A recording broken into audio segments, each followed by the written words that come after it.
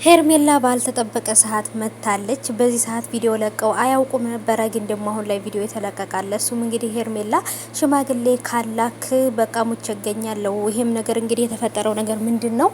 ሄርሜላ እጅግ በጣም ትልቅ ፍርሃትና ስጋት አድሮባታል። ይሄም ማለት እንግዲህ ወደ ሩታ ተመልሶ ይሄዳል፣ ሩታን ተመልሶ ያፈቅራታል። በቃ ወደ ሩታ ሊመለስ ይችላል። ስለዚህ ሽማግሌ አስልኬ ቶሎ ልጠቅልለው ብላ በማሰብ እንግዲህ አብርሃም ሽማግሌ እንድልክ አስማምተዋለች። አሰላሙ አለይኩም ወራህመቱላሂ ወበረካቱ። ሰላም ሰላም፣ ውድ የተከበራችሁ የቻናሌ ተከታታዮች፣ የኔ ውዶች፣ የኔ ወርቆች እንዴት ናችሁ? ከኔ ጋር ሁሉ ሰላም ነው። ሰላማችሁ ብዙ ትትረፍ ይበልልኝ የኔ ውዶች።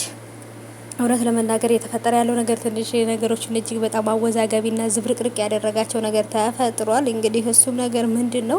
ሄርሜላ እንግዲህ ስጋት አድሮብኛል፣ በጣም ተጨንቅ ያለው ይህን ሰሞን እየተፈጠረ ባለው ነገር በእኔና ባንተ ፍቅር መሀል ላይ በትዳራችን በህይወታችን በጣም ብዙ ችግር እየመጣ ነው በማለት እንግዲህ ስጋቷን ነው የገለጸችው።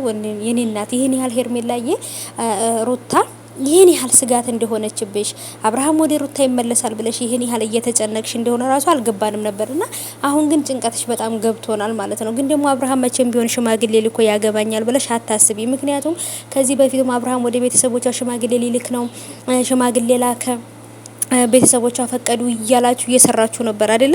ራሳችሁ ማለት ነው። ግን ደግሞ እስካሁን ድረስ ግን የተላከ ሽማግሌም የለም፣ ቤተሰቦችሽም የፈቀዱት ነገር የለም። ሲጀመር ቤተሰቦችሽ ያንቺ አብርሃምን አይፈልጉትም። ትዳሩን ፈቶ ለልጁ ለሚስቱ ያልሆነ ለኛም ለክብራችንንም አይመጥንም።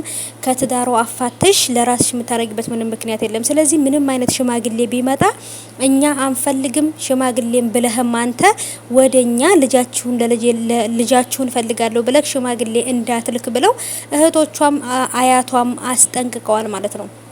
ስለዚህ ጋይሶችዬ አብርሃም ሽማግሌ ወዴትም ሊልክ አይችልም ማለት ነው። ወዴትም እንደዚሁ ውሽማ እንደሆነች ማለት ነው። ውሽማ እንደሆነች ትቀመጣለች እንጂ በጭራሽ አብርሃም ሽማግሌ ልኮ ሄርሜላን አያግባትም። ለምን? ቤተሰቦቿ አብርሃምን አይፈልጉም። እሷ ብቻ ናት አብርሃምን የምትፈልገው ማለት ነው። ምክንያቱም እንደዚህ ክብር የሌለው ለራሱ ለሚስቱ፣ ለትዳሩ፣ ለቤተሰቦቹ ክብር የሌለው እኛንም ነገ መጥቶ ያከብረናል ብለው ስለማይጠብቁ በጭራሽ አብርሃምን የሄርሜላ ባል አድርገው አይቀበሉም፣ የሷ ቤተሰብ ማለት ነው። ስለዚህ አብርሃምዬ አንተም ተስፋህን ቁረጥና ተቀመጥ። ሄርሜላም ደግሞ ሽማግሌ የሚባል ነገር የለም። ራሳችሁ ላይ አትቀልዱ ማለት ነው። እንዴ የምን ሽማግሌ ነው? መጀመሪያ ቤተሰብ ሲፈቅድ እኮ ነው ሽማግሌ የሚላከው። የሷ ቤተሰቦች ደግሞ በጭራሽ የሄርሜላ ቤተሰብ በጭራሽ አብርሃምን አይፈልጉትምም አልተቀበሉትም ይሄን ነገር ማለት ነው። ስለዚህ መቼም ቢሆን ሽምግልና ሊመጣ ምንም ሊፈጠር አይችልም ብዬ ነው ማስበው እንደኔ ሀሳብ። እና ሀባይቦቼ ብቻ ግን እስቲ እንግዲህ እናንተ ማሰባችሁን ኮሜንት አስቀምጡልኝ። የሩታ ቤተሰቦች ምን ትላላችሁ በዚህ ነገር ላይ? ሄርሜላ ይሄን ያህል እንደሰጋች ይሄን ያህል እንደተጨነቀች ራሱ አልተረዳኋትም ነበር። አሁን ግን በደንብ ተረዳኋት። በጣም ተጨንቃለች ማለት ነው ጋይሶችዬ። ሄርሜላ ሩታ ትቀማኛለች አብርሃም ብላ ሄርሜላ እንቅልፍ አጣለች ማለት ነው። ግን ደግሞ የሷ ቤተሰቦች ሽምግልናውን ስለማይቀበሉት ምንም ማድረግ አይቻልም። ሄርሜላ እንግዲህ ቻዩ ማለት ነው። ሽምግልና የሚባል ነገር የለም።